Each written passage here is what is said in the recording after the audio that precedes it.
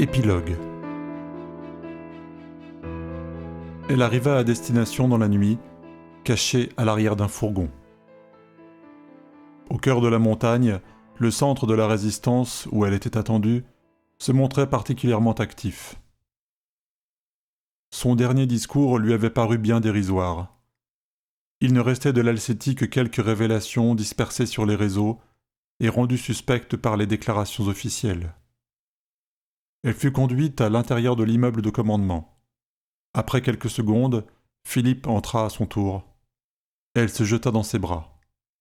Ils s'embrassèrent avec fougue, heureux de se retrouver après cette séparation forcée. « J'ai cru que je ne te reverrais jamais », lui dit-elle avant de l'embrasser de plus belle. « Durant le voyage en hélico, j'ai eu si peur pour toi. Je t'ai laissé en plein champ de bataille. Et puis ils m'ont dit que tu t'en étais tiré. Mon amour, comme je suis heureux de te retrouver. » Elle le serra contre elle. « Maintenant, je ne vais plus te quitter. On a tellement attendu. Je t'aime aussi et j'ai envie de passer chaque seconde avec toi. » Il tenait dans ses bras la femme de sa vie. C'était une certitude. C'était aussi un cruel paradoxe de penser que la fin de l'Alcétie coïncidait avec la renaissance de leur amour. Un amour véritable, sans algorithme. Leur destin, à tous trois, était étroitement lié. Ils n'avaient plus rien, mais ils se sentaient forts et prêts à tout reconstruire ici ou ailleurs.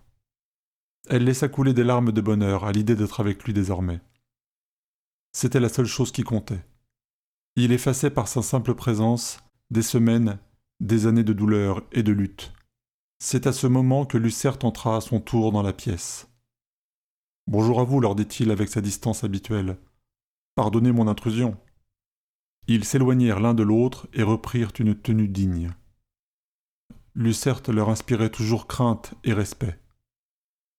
Charlotte s'avança vers lui et lui remit la carte magnétique contenant les gigas de précieuses données sauvées du centre de recherche.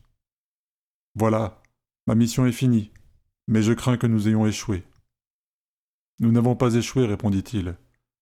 L'histoire de l'humanité se résume dans le combat entre l'asservissement et la liberté. C'est un mouvement perpétuel. Bien sûr, nous pouvons penser que tout ceci n'est qu'un échec, mais l'Alcétie ne pouvait pas demeurer éternellement cette petite enclave fragile et menacée. C'était un premier pas. Nous avons créé un précédent. La diffusion des informations dont vous vous êtes chargée, Charlotte, était essentielle. Nous avons donné à chaque individu les prémices de ce qui bousculera les convictions, éveillera les consciences, abattra des remparts et conduira à terme à la victoire. Une alternative. Nous tissons depuis longtemps les mailles d'un réseau de résistance dans tout le pays et sur le continent. Bientôt, nous mènerons l'assaut final qui nous donnera une victoire totale. Leur combat ne faisait donc que commencer. Charlotte et Philippe savaient qu'ils pouvaient compter l'un sur l'autre. Ils mèneraient ce combat ensemble.